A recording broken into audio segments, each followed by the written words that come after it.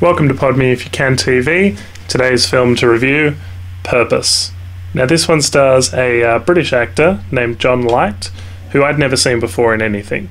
So, didn't really know anything about him. I found he looked a little bit like John Corbett from My Big Fat Greek Wedding, which, not a bad thing necessarily, kind of a familiar face, but he's very flat this entire film. Purpose, 2002, is a poor man's social network. Lloyd, the director of this film, he's known as a composer, and he composed 6 songs on this film, and this is the only thing he's ever directed. So, not really in the most amazing directorial hands. Does an adequate job, though. It's set in San Francisco, and it's all about websites, .coms, big business, creating something computer-wise. In this one, John Elias, who's played by John Light, he is coming up with some software that allows perfect, seamless streaming of videos on the internet. Are you with me so far? Yeah, the next YouTube.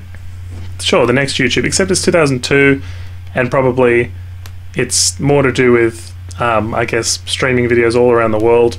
It's not really, it doesn't matter. It's their internet startup. It's all compression algorithms that allow videos to stream in real time. His professor at Stanford is played by Paul Reiser from Mad About You.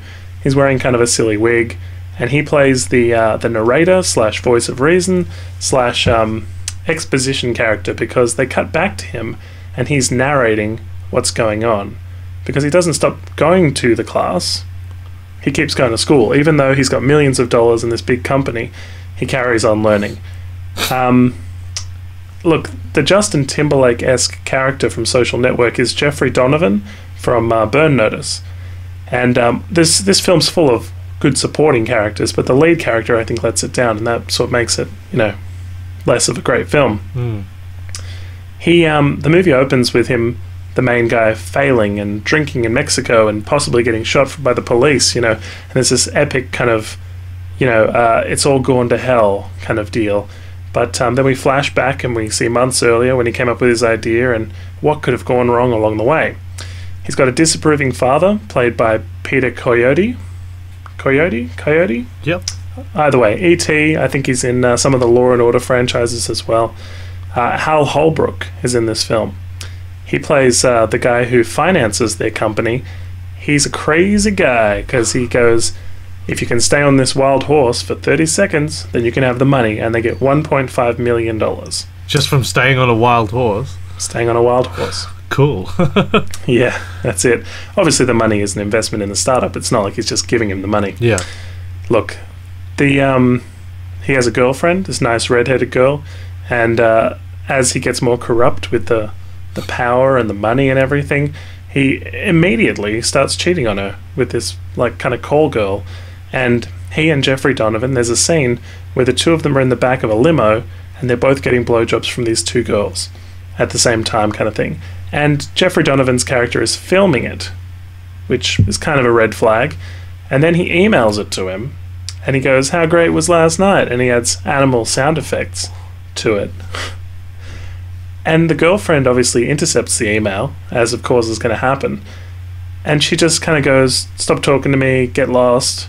He doesn't really make any effort to figure out why this has happened. They're fine. Then she hates him. He just accepts that, and it's really annoying. He doesn't follow up, and sort of, yeah, it's ridiculous. Anyway, their software is going to be great, except they're spending no time on the software and all their time trying to grow their public image. It's very material and superficial. They're building their office and redecorating and everything like that. They're trying to get a public image. So when they go to do their big launch and they're like, great, this is going to be good, and they've got all the cameras there and everybody's ready to go, the computer he's demonstrating the presentation on literally catches fire. And it's terrible for him, He turns on his friends a bit, people get fired. It's all about stock in the company.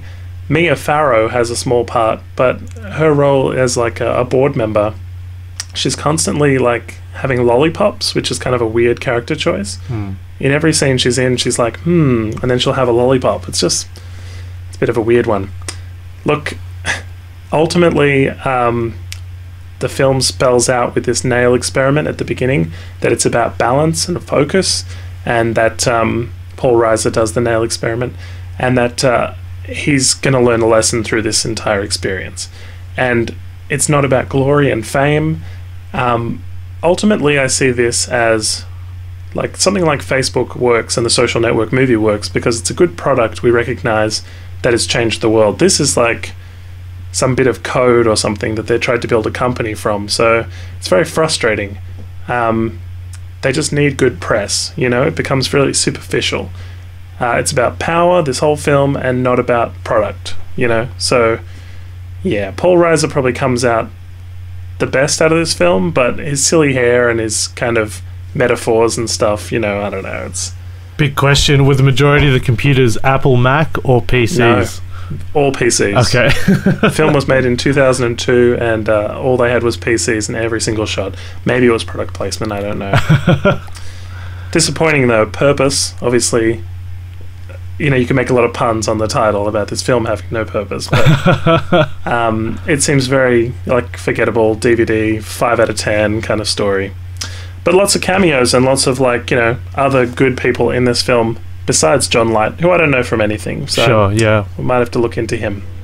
Find more from us at www.podmeifyoucan.com.